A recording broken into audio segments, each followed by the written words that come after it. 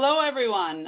Thank you all for joining us on the webinar today, and good morning, good afternoon, or good evening, wherever you're joining us today. I'm Joanne Emery, and I'm the Event Director at Infonetics Research. I'm pleased to have you on the session today, and we are joined today with our partners Ciena, Cyan, and Fujitsu on today's presentation. And as you can see, the title for the webinar today, Making Your Network Run Hotter with SDN. And the panel is going to focus on some real examples of operators using SDN technologies. And we're going to look at how operators can make their networks run more efficiently and deliver new services more economically. So just before we get started with the presentation, I'm going to review some features that we have available for you on the session. First, that console that you see preloaded on your screen can be customized. So you can move or resize the windows for your own preference. You can also open the other windows. We have a number of buttons that you're going to see across the bottom of the console. And with all of these widgets, you can access other information and features all during the session today. One specific item I do want to call out is the resource list, probably the most popular besides the slides on today's session. And in this resource list button, it looks like a file folder. This is where you will find a downloadable version of the slide deck. You're also going to see other materials here from our sponsors.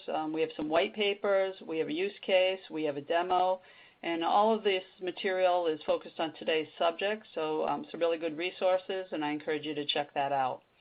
You're also going to see a Twitter feed running on your console, so you can post and view tweets right from the webinar today, and we're using our hashtag HotterSDN on the session today. Last item I'm going to mention before we get started is your questions. We want you to be part of the discussion today, and we do plan a live Q&A session directly following the presentation. So I encourage you to submit questions as you think of them during the session today. So you should see the Q&A box on the left side of your screen. If you don't see it, just click on that Q&A widget on the bottom of your screen and submit questions early and often. If we don't get to your specific question on the webinar, the panel will be following up with you after the session. So with those details covered, we're going to get to the presentation portion of the event, and I'm going to turn the controls over now to Michael Howard. I know many of you know Michael. He's the co-founder and principal analyst at Infonetics Research, and he drives the SDN and NFV research coverage here at Infonetics. So with that, Michael, over to you. Thank you, Joanne. And we have a nice lineup of speakers today. We have a hot topic, of course, making your network run hotter with SDN. And so I'd like to introduce our speakers. I've been involved with SDN for 3.5 years now, driving our coverage, as Joanne said. Fascinating topic, big changes for carrier networks. It's going to take a while, but one of the key attributes of the change that carriers are looking for is to be able to make their networks run hotter. Mitch, I'd like to introduce, is the Senior Director of Market Development at Ciena. Mitch? Hi, thank you, Michael, and good day, everyone. I've been involved with cloud, SDN, and NFV for the past about 3.5 years. With the growth and unpredictability of traffic, network operators are absolutely desperate to ensure that costs are contained and to really have their networks run hotter to do so. So I'm happy to be able to talk with you about that today. Thanks, Mitch. And Rajep Ozdag is the Director of Solutions Marketing for SDN and NFV at Cyan. Rajep? Thank you, Michael. Hi, everybody. My name is Rajep Ozdag, and I'm excited, actually. And I believe networks will run hotter with today's intelligent multi-domain and multi-vendor orchestration tools that are currently in trials, but as we'll see, they will be operationalized very soon, and I think that is very, very exciting. So I'm looking forward for today's discussion. Great, thanks. And Dave Jameson is the Principal Architect of Network Management Solutions at Fujitsu. Dave? Hi, everybody. I have been working with network management solutions pretty much most of my career, and I've been in telecommunications almost 20 years. And to me, I think what's the most exciting thing is how SDN has come about and what the changes are that it's going to bring to people's networks. the possibilities for the future are very exciting, and probably the biggest change we've seen in our industry in my entire career of working with network management solutions. Thanks, Dave. And I have to agree with you. It's a fundamental change, big change. So today I'm going to just quickly introduce the agenda, and then we'll get right to it. We have about 45 or so minutes of presentation, and then we'll be in the Q&A session with you. So I'm going to run over quickly the market trends, then we'll look at the problems and challenges. We'll look at new options and solutions for those challenges. We'll look at the exciting service provider deployment applications, how operators are actually using SDN and NFV today. We'll have a brief sponsor approach from each of our sponsors. I'll do a few conclusions, and then we'll do the Q&A. So with that, why do service providers want SDNs and NFV? We found that new revenue and operational efficiency are the top drivers for SDN and NFV. Service velocity, the number one by carriers around the world say service velocity and quicker time to new revenue is the prime driver for them to get the SDN. Also, though, simpler provisioning over their multi-vendor networks and to lower OPEX with this master view over the multi-vendor, multi-layer networks. A corollary to this is with that intelligence, it means that networks can run hotter, and that means capex savings because you're using the existing equipment much more efficiently. You're utilizing it more. And with this global view and subscriber intelligence means that quicker new services and new revenues can be put in place. The translation of all of this, what do carriers want? They want more automation, and that's going to take a new paradigm. That new paradigm is SDN and NFV. Just a quick view of the summary of our latest survey with service providers around the globe that control over half of the world's capex. Are they going to deploy SDN? Oh, yeah. And are they going to deploy NFV? Yes, 97% and 93%. I have to say the few between the 3% and the 7% said they don't know yet. So even those we might see 100% at some point. So the timeline last year we saw was a year of proof of concept testing.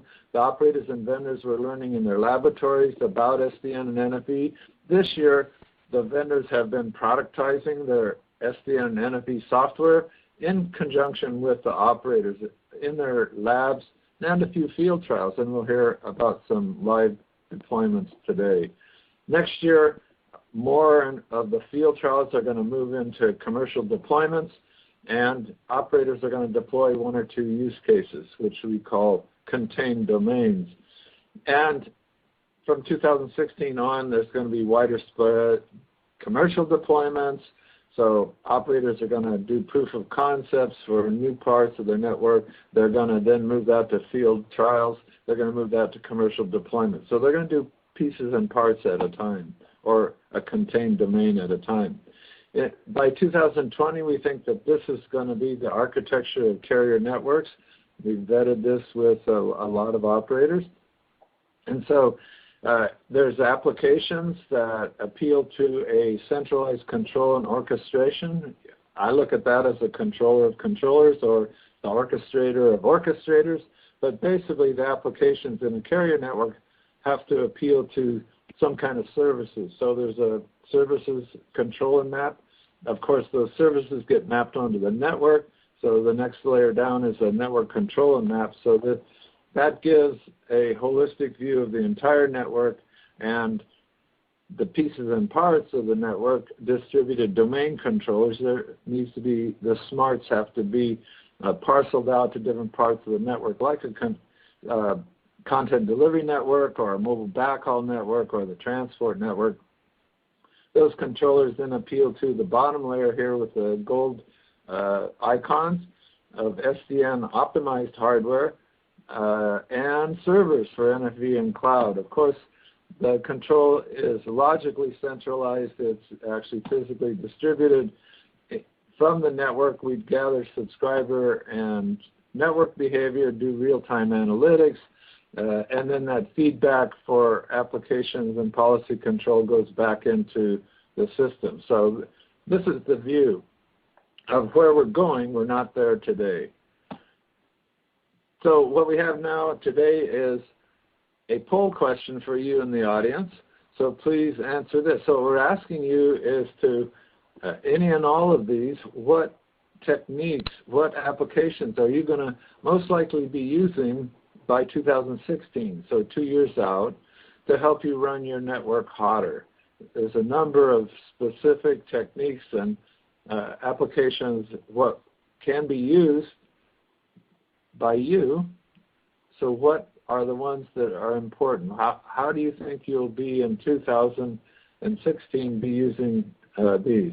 Which ones will you be using? You can check one or you can check five, or which are the ones you think you'll be using, and then hit submit. So go ahead and do that now. Be sure and do it, and we're going to move to the poll results here in a second. So go ahead and submit your answers, please. And I think I'm going to now move to the answers. Let's see what we got. Okay. So the biggest, over half of you say that you're going to use service orchestration across multiple domains. And that makes a lot of sense. That's one of the biggest goals. The next highest one is automated multi-vendor provisioning. That's one of the prime goals of SDN and NFV. And then multi-layer network optimization, like reclaiming stranded bandwidth. That's one of the ways that you make your network run hotter for sure. And then self-optimizing multi-layer path computation engine. So a little bit technical sounding, but a real technique that is available, will be available. Okay, great. Well, thank you. And let's move on to the problems and challenges section. And so what I'm going to do here is ask Mitch to talk about how current networks are over-provisioned. Yeah, and basically this is, why do we want networks to run hotter? Well, because networks today are over-provisioned. And there's basically two key reasons why. The first is that, well, they're inefficient. And they're inefficient because, especially today with elephant flows, if you will, 4K video and such, the ability to federate clouds that are geographically distributed, we see very high peak to mean traffic demands between pairs of locations, and that's both between enterprise locations, enterprise to the cloud, between data centers, and even between disparate metros. And the other problem is that connection churn strands bandwidth.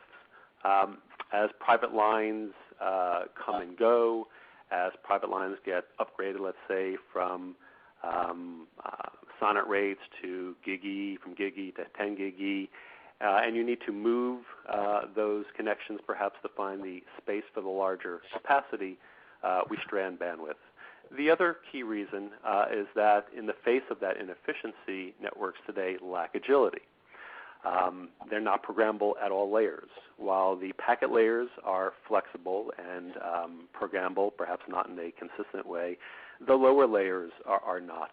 There's still a lot of fixed OADMs at the photonic layer. There's a lot of fixed mux bonders at the circuit or OTN layer. We have purpose-built hardware appliances for things like deep packet inspection, for firewalls, so on and so forth. And there's a single purpose to those functions. They're put in a fixed location and size for the peak requirements rather than be able to share resources. The other reason is independent IP and transport control. Basically, the IP network topology is laid out. The trunks, if you will, are laid out, assuming a fixed transport network. And so you have to accommodate, again, the peak demands, but also accommodate at the router layer any faults in the network, and that's inefficient. And finally, it's management-driven, which presents an inability to sufficiently respond to real-time application demands without at least a lot of one-off custom development. Thanks, Mitch. And next I'm going to ask Dave to talk about how sorry, my browser's messed up here. So how we're not efficiently using multiple layers. I think today one of the biggest problems we have, and it was very clearly indicated in the poll by being, the number one piece, is the fact that we have multiple layers or domains that we need to traverse traffic across. When you look at the multiple layers, the question comes up: how do you make the most out of those layers? So we have these different layers in our networks, and the reason we have different layers is because different layers have efficiencies that allow our networks to become more efficient at transporting data. But how do you actually use all these different layers? Not only do we have the issue that they're different layers, but we also have those layers sometimes are composed from different vendors. And so putting these all together becomes quite a challenge. So, and tied in with that is the issue that when you go to create traffic across these multiple layers, the way that it's done today is those different layers have different unique network management systems. When I speak in some conferences, sometimes I kind of talk about the fact that, the network management systems kind of function like a GPS. They're supposed to get you from end to end, but the way that our networks are set up today, it's like having one GPS for a highway and another GPS system for the roads and the streets. And, nobody would want to navigate across, to make a trip using multiple GPS systems to traverse across the things. But we do this every day in our network management solution as companies. And finally, if I'm using multiple network management systems to find the path, how do I know what the best path is? I'm only looking at one segment of the network. How do I know how to move from one layer down to another layer to efficiently use those layers?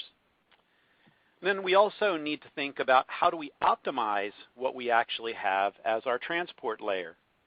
For example, if we need to do some regrooming because of a protection switch, how do we know what's the most efficient path for the network to take? How do we optimize based on that? And then the other problem is if I do add a new link just for capacity to my network, how do I know how to reload that traffic that's already on there? Am I going to have to go in and tear down services and move that traffic over to the new link that I just added to become more efficient?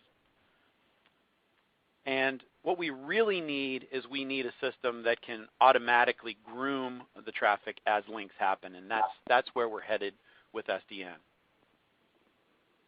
Thanks, Dave. And so that's important about how the network below supports the services above. And now Jeff's going to talk to us about service-centric network. Hi. So it's Rajep from Cyan. As my counterparts have mentioned, indeed, if you look at the networks before SDN, they were really siloed and inefficient. So that's for sure. And each silo would be really assigned to a separate team within the company, and teams would rarely talk to each other or know what others were doing. So this is still the case for many operators, and it really negatively affects service provisioning, agility, and network control. So these proprietary OSS and NMS solutions really need to morph into a new architecture. But if you think about it, it needs to go further. The broader challenge is today that we use virtual resources. So this new architecture needs to seamlessly combine virtual and physical resources to provision services that today's customers consume. So in this really new software transformed network, it is really the seamless connection between virtual and physical resources that is essential. And so with this approach, the orchestrator plays a central and crucial role, and it ties all the resources together, and we are able to finally achieve what really matters, and really that's to automatically create services across multiple domains, multiple layers, multiple devices quickly and seamlessly. Well, thank you, Rajep. And we're now going to move from the problems and challenges into what are some options and solutions for those challenges. And we heard about various parts of the network as being a challenge, and carriers really at their top level, most concern level, are worried about the services that they deliver to their customers. And one of the big purposes and drives, goals of SDN and NFV is to be much more agile with their network, much more agile with services. So with that, I'll say we're going to turn it back to Mitch and talk about the agility gap. Yeah, so we talked about the lack of agility causing the problems today. Luckily, SDN and NFV can close the agility gap. Of course, it starts out at the foundational level where the infrastructure needs to become a programmable pool of resources, and that's at the photonic, OTN, and packet layers, but also at the layer 4 through layer 7 level as well. So the Network Functions Virtualization infrastructure. Of course, that needs to be programmed in response to the needs of the applications.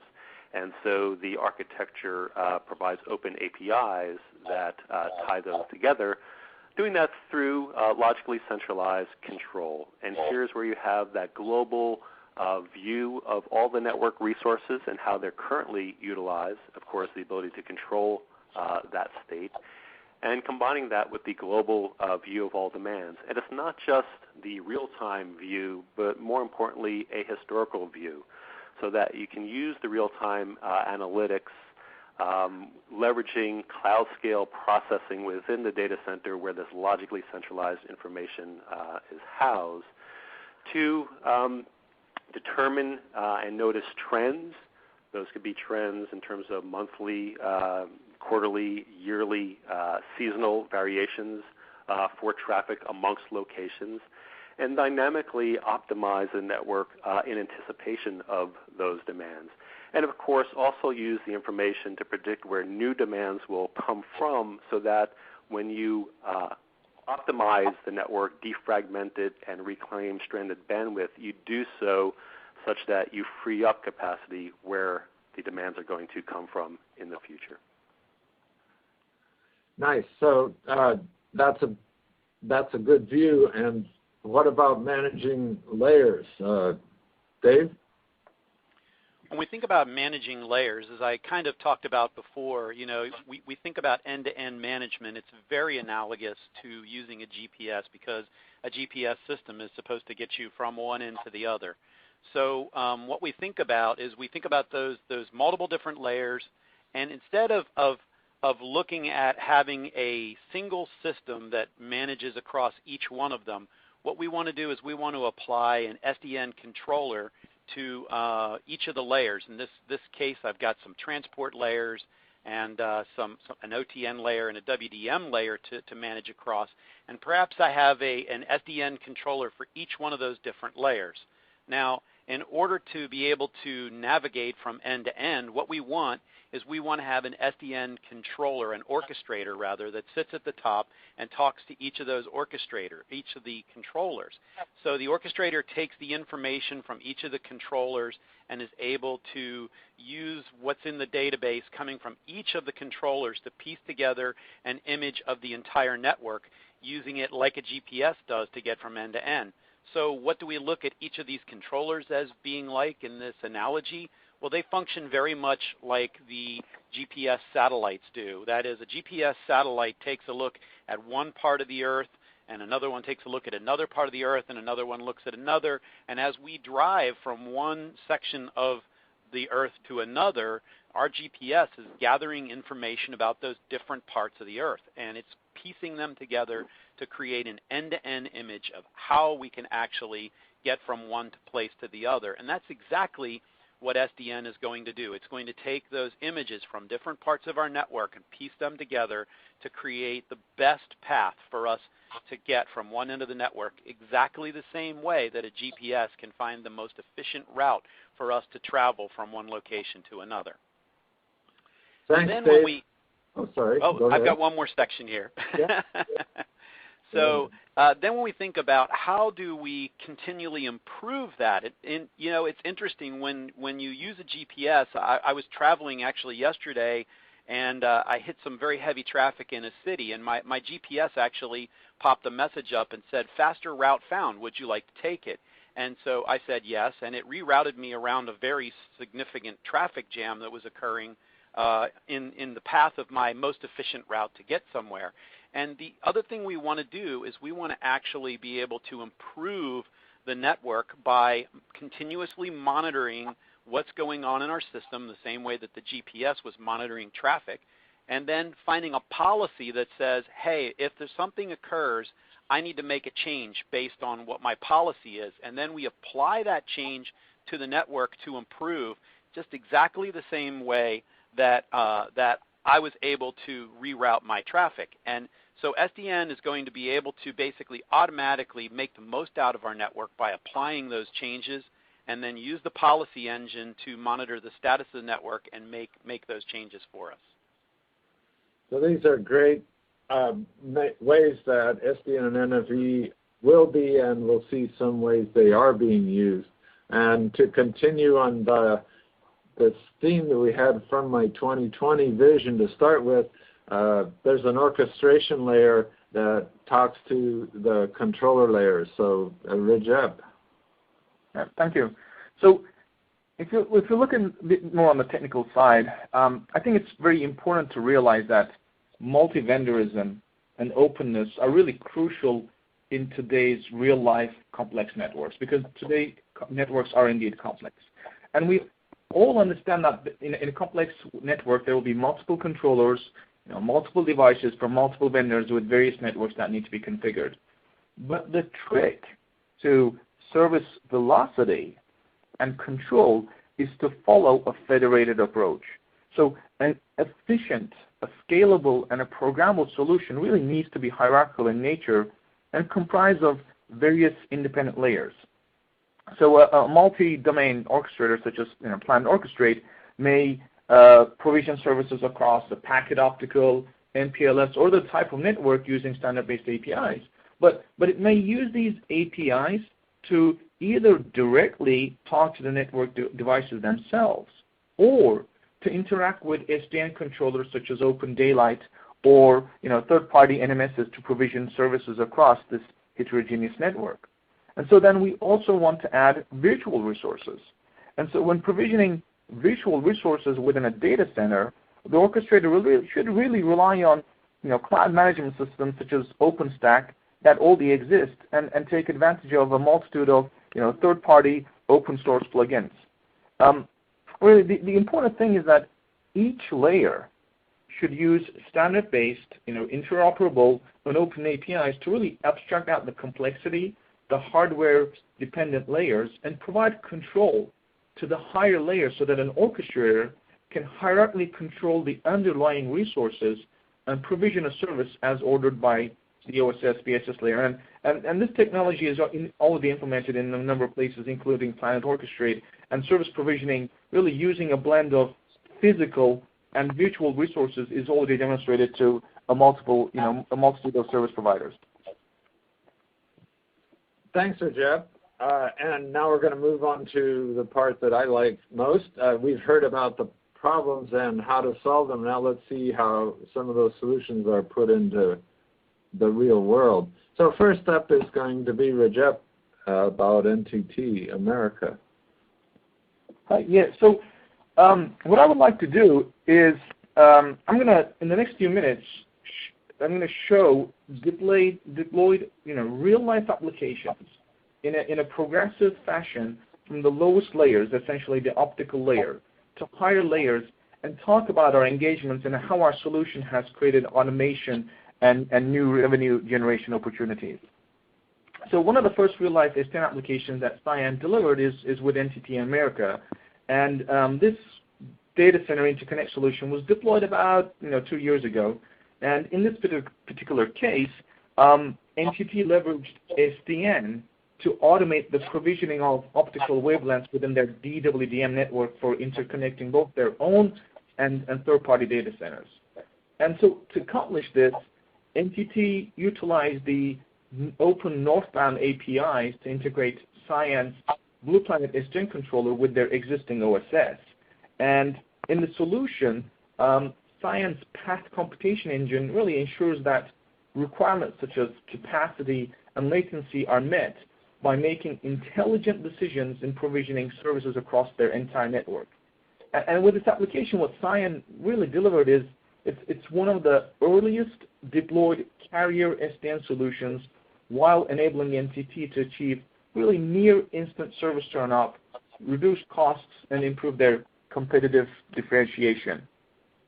So in the next use case, we're building on top of the optical layer with fully automated Ethernet-based service provisioning, where Blue Planet, again, is provisioning services across a multi-vendor IP/MPLS core, again, reducing the time to turn on services from about months to days, really. So Colt, which is one of Europe's largest and most innovative service providers, faced a multitude of problems spanning from the usual, being locked into a single vendor who was really not innovating fast enough, to dealing with lengthy Ethernet service provisioning times that took probably more than a month, and of course this resulted in lack of revenue or lost revenue. So essentially they wanted to simplify their service provisioning using best-in-breed multi-vendor Ethernet-based networking, and of course better control their network. So with our help in simplifying their network and using our multi-vendor SDN controller, Colt was able to automate Ethernet service provisioning across the access, metro, and core networks and reduce service delivery time within a day. And so this solution not only helped them recapture the lost revenue by accelerating service time, service turn-on time, from reducing it from a month to a day, but really to help them operate their own network more efficiently and importantly through a single pane of glass. And so what we have seen so far is the optical and Ethernet layers, but what we want to do is add virtual resources on top of these two layers that we're already controlling. So the ETSI is a service provider-led organization and has created a technical framework to accelerate the implementation and operationalization of virtual network functions. And in order to encourage essentially interoperable and standards-based implementations, a number of proof of concepts, POCs, have been sponsored by operators themselves. And Cyan has participated in a few of these. So particularly in this Cyan-led proof of concept, CenturyLink is the sponsor, and the solution essentially enriches service provider Ethernet services with NFV. So in this particular application, Cyan's Planet Orchestrate first provisions carrier-grade SCAPs and OEM-capable end-to-end Ethernet services through a multi-vendor wide area network. And really, such services are commonly provided to enterprises as E-line or E-line services. But what happens is that enterprises then go out and purchase their own boxes, their own hardware-based firewalls, encryptions, and other devices, and host them on their own premises. But now, with NFV and Planet Orchestrate, really service providers can generate new revenue by provisioning these high margin and managed services such as virtual firewalls, virtual encryptions, and what happens is that Planet Orchestrate takes care of the end-to-end service provisioning, including onboarding the VNFs in a system, chaining the services, pushing down the policies, steering the traffic, and integrating with the OSS layer. So this POC successfully demonstrated a multi-vendor solution in a real-life setup utilizing Planet Orchestrate to control all the physical and the virtual resources seamlessly and provision services through open APIs. Fascinating. And now Dave's going to take us through the next two carrier examples. Yes, we have an example where we have been asked by a customer to look at creating an on-demand application for bandwidth. Sometimes users need to be able to create large pipes and change the amount of bandwidth that's actually associated with those pipes once they're created. And this is particularly important related to data center interconnect, and it's also important for some other applications such as video applications. And so what we did is we put together a system where we allowed a user to create a bandwidth across both multi-layer and multi-vendor applications. We built a system that creates a traffic from one data center going across a layer 2, layer 3 open flow switch from a third-party vendor through a gateway, and then actually turns up the bandwidth across some transport infrastructure. The transport infrastructure path computation engine is completely virtualized inside the SDN controller. The control plane exists inside the controller itself, and then it's able to turn up end-to-end traffic both on the links, and then it also is able to actually allow the user to come in from a web GUI and request additional bandwidth to change the bandwidth that's been associated with those links. In addition to that, it even also has a billing policy engine that allows the user to see what the cost is going to be to turn that up, and can be integrated with a billing system to allow the company to bill each of the users individually for their requested bandwidth. Another application that we have is a dynamic mesh restoration application. So we have several accounts that are in areas that have high earthquake areas. You can think of places like California and Japan as being areas that have substantial earthquake issues. And what this causes is a unique scenario where instead of having a single failure in a fiber because somebody went out with a backhoe and cut the fiber, you actually wind up having multiple fiber breaks simultaneously due to an earthquake event. So what we did is we put together a system that actually monitors the links, and when a fault occurs, it actually sends the information up to the system, and the system actually makes a path computation to recalculate each of the individual pieces of traffic that would have originally been traversing over that link, and reroute them in a meshed application to reconverge the traffic. Nice. And now Mitch is going to take us through the next two carrier examples. Thanks. So it's all about making the network run hotter. And in fact, our partner Equinix has been in that business for a long time. Instead of having enterprises that want to connect to other enterprises or to different cloud operators have to have a mesh of metro or interregional facilities, they just need a single facility into the Equinix Cloud Exchange.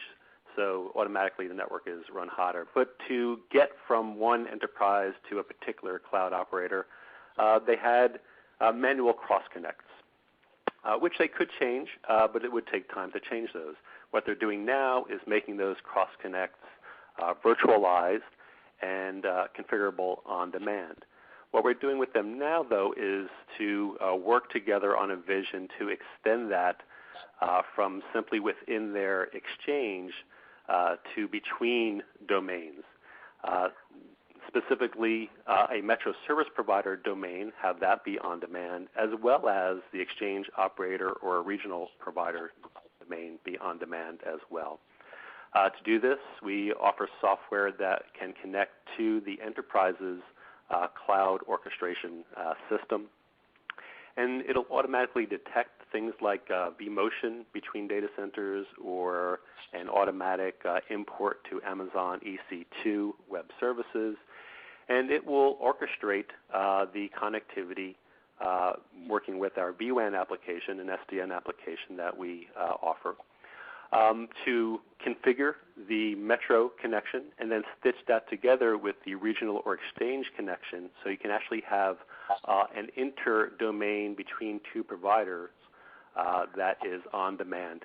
And that reduces WAN bandwidth by 46% if we're comparing it to an overprovisioned packet network to enable those connections, or 88% compared to the typical fixed private lines between the enterprise and their particular cloud operator.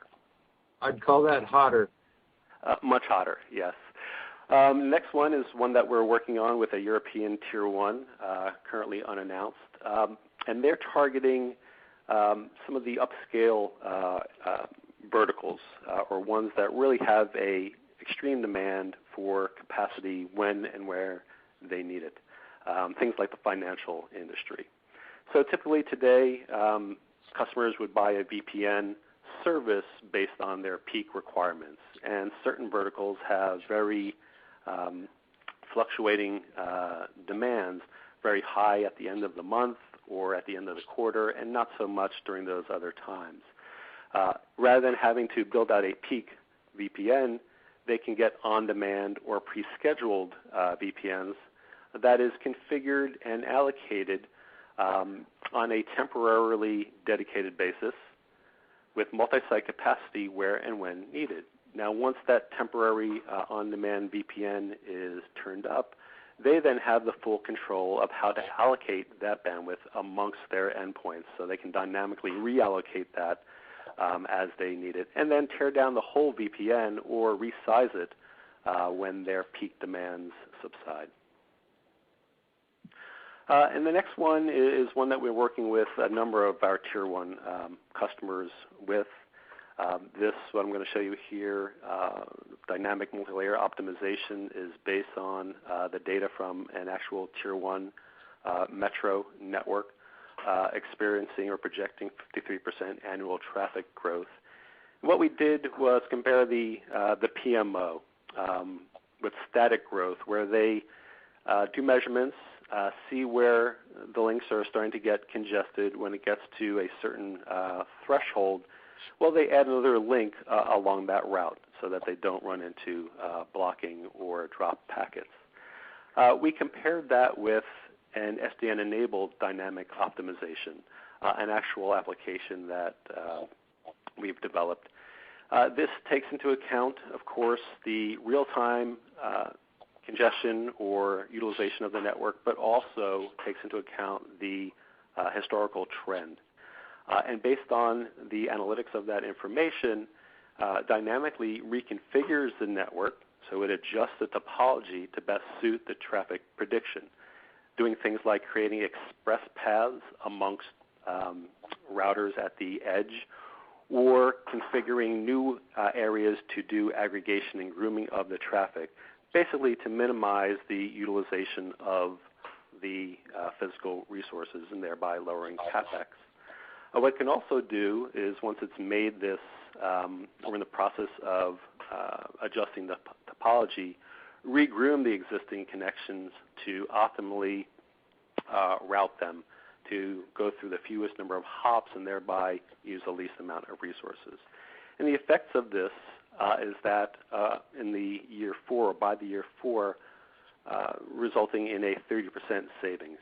So again, another way to make the network run hotter. Thanks, Mitch.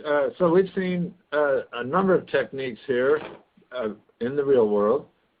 Certainly how to make the network run hotter, that is, utilize the network, utilize the equipment to run more traffic over the network. But also we've seen another way to make the network run hotter. Another sense is that the carriers can get more revenue out of that same network. And also we saw that some of these techniques use less human time, allowing the customers to do a direct request for bandwidth on demand. That decreases the time to market. It also uses less telco operations time, so that the network service gets put in place much quicker than with this kind of automation than it could in today's world. So now we're going to take, and I'd like to ask our sponsors to be brief on this, but we want to see what each sponsor, your main approach to the network is. And so first, I'm going to ask Dave to present Fujitsu approach. Yes, Fujitsu actually has a suite of products called Virtura, and I'm going to discuss a little bit about the Virtura NC, which is our network controller. This particular tool is currently been deployed in a major Tier 1 carrier in Japan. And as you can see in the diagram here, what we actually are controlling is we're controlling third-party vendor routers. There's actually several manufacturers that can be controlled through this system today. And we also are controlling the transport layer. So as we talked about earlier in the presentation, one of the ways to make your network run hotter is to do multi-layer and multi-vendor control. And that's exactly what our Virtura NC product is doing today in networks. Nice. Rajab? Thank you. So Cyan's award-winning multi-vendor and multi-layer Blue Planet SDN and NFV orchestration platform really consists of various plug-and-play applications that are used to provision end-to-end services across both virtual and physical resources. So Planet Orchestrate that I mentioned a few times is really the industry's first already deployed multi-domain orchestrator that combines multi-layer WAN control and automation with virtual resources to deliver end-to-end services. And then you have Planet Operate, which is used to provision FCAPs and OEM-capable Ethernet services. There's also Planet View, which is a highly popular network health and SLA management tool. And you have Planet Inventory, which is a multi-vendor inventory solution. Planet Design, which I apologize for going there. Planet Design, which helps in quick and accurate network planning. And then you also have Planet Test, which helps service providers assess their networks against various standards. Now, these are only a few of the applications that plug right into our flexible framework, but Planet Orchestrate is really the latest to be added to our comprehensive portfolio. And it's really, especially because it's architected to be entirely modular, it's data-driven, it's template-driven, and it really accelerates the service velocity by providing the intelligent allocation, creation, and management of virtual and physical resources. And it includes, of course, control of networking, storage, compute, and applications across the telco cloud and the wide area network from a single pane of glass. Thank you. Thanks, Jeff. Mitch? Thanks. Our solution is comprised of the Agility software portfolio. At the heart of that is the multi-layer WAN controller. This is built on the Open Daylight platform, and this represents a critical vendor-neutral open ecosystem, and that's very different from these vendor-centric, restricted to members only ego systems. And the key here is that it's owned by no one, but there's over 40 companies that are contributing code to this platform, and so we're getting really a force multiplier from this ecosystem. A key aspect of this is the modularity to provide both base network services as well as vendor value-add services.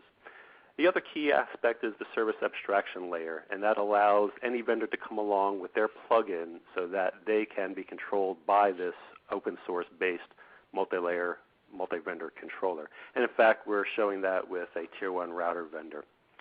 At the heart of this, though, is the Navigate multi-layer path computation engine working at the photonic, OTN, and packet layers. That, of course, has an open interface contributing to the modularity. And a number of applications which themselves have open interfaces to the applications above. That includes the vWAN Network Resource Broker and Scheduling application, which I spoke of earlier. The Protect Global Restoration Calculator that can pre-calculate optimal contention-free restoration paths regardless of the fault that will occur. And that improves survivability, speeds resiliency, and also minimizes the amount of reserve bandwidth required in a network. And finally, the Optimized Multilayer Network Optimizer, which can defragment the network and thereby extend the time until you need to add resources to grow the amount of services that your network can handle. Thanks, Mitch. And I'm going to quickly go through conclusions. I wanted to remind the audience, and many of you have offered questions, entered your questions to us. So please do submit your questions from your interface, and we'll be taking a number of those shortly. So the conclusions, we did see a lot of ways that your networks can run hotter with SDN, both utilizing the equipment, that is running more traffic over the existing equipment, that you can gain more revenue, so it'll be a hotter revenue producing network, and also to reduce the amount of time it takes, time to market it takes, because the customers can directly ask for services through a portal, bandwidth on demand. We saw a couple of examples of that, and so that requires less amount of time from the network operator and reduces the time to market at the same time. So the big areas that we hit during the presentations where the SDN and NFV are real today. We saw that in spades. They're automatically optimized multi-layer networks. We saw some examples of that. Open programmable networks. We heard our speakers talk about how they're open and multi-vendor. And then how carriers need service-centric networks. Services are what carriers sell and worry about and deliver.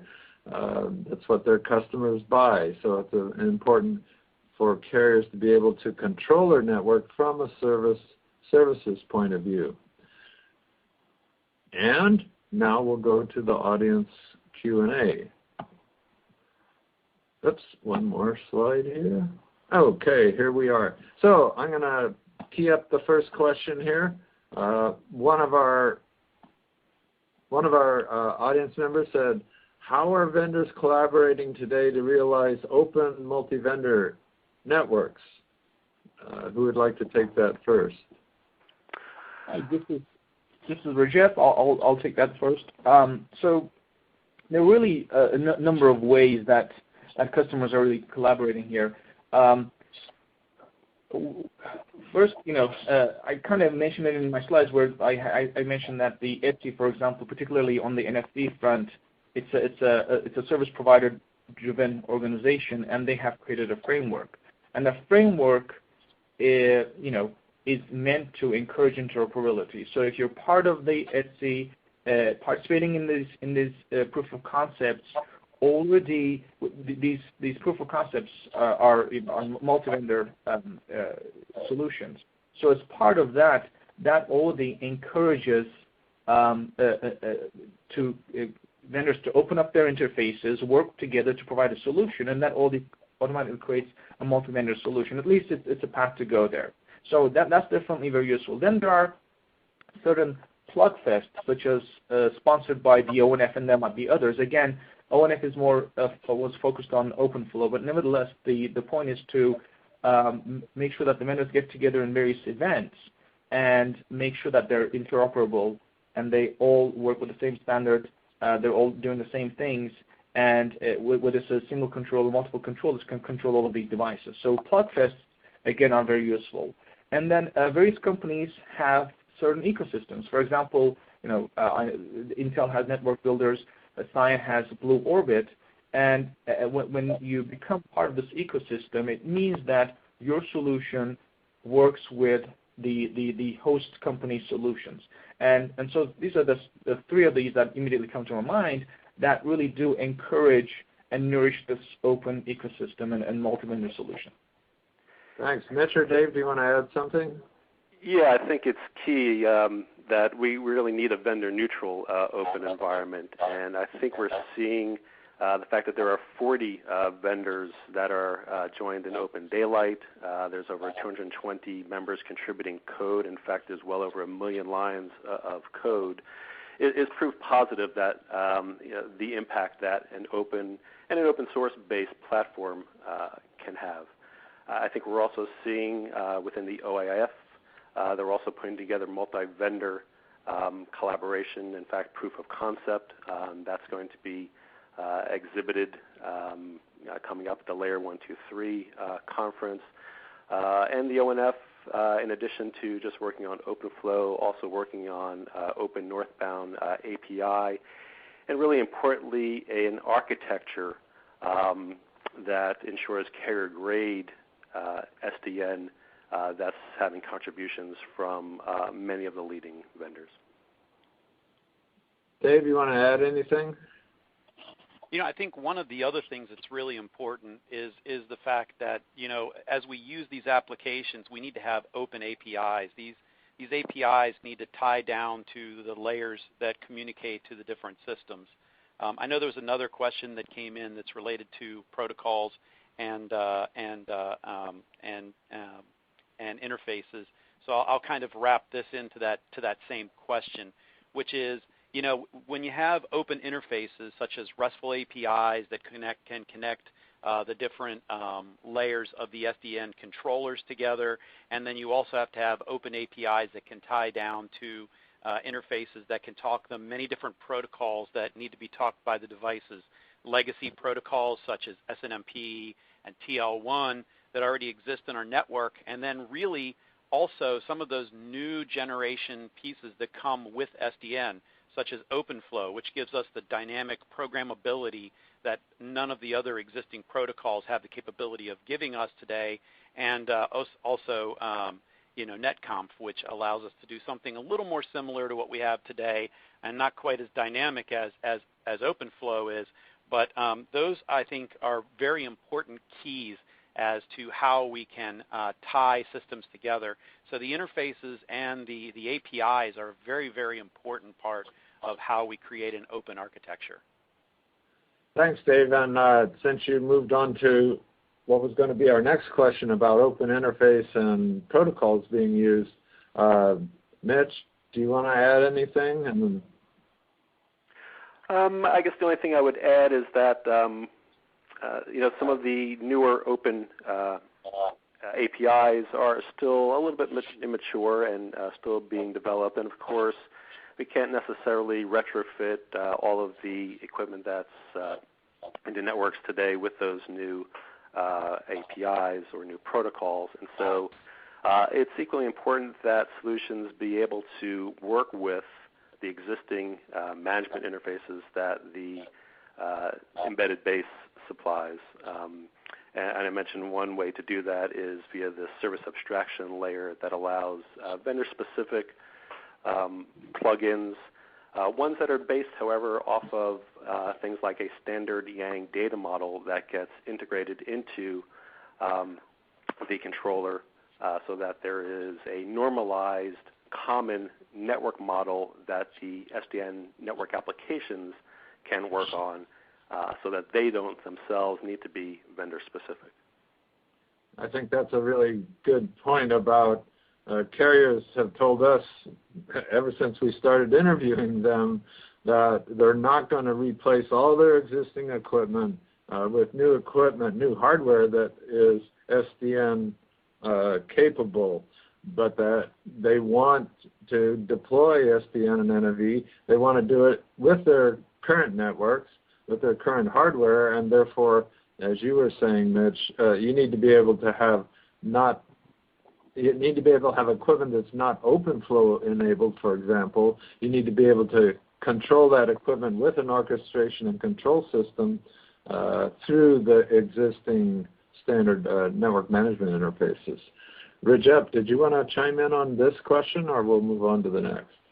Yeah, just a couple of sentences. I think that the last point was a really good point in that if when we have the luxury of developing new protocols, we can do whatever we want, right? And there's so many popular protocols that are being developed all the time, and supporting these are no issue, right, from the controller point of view. But if you look at the deployed equipment, absolutely these are legacy devices, and carriers are not going to replace them. So the way that we approach this topic is that we work with the deployed equipment manufacturer, and we will do whatever it takes to be able to talk to those devices. Sometimes they use standards.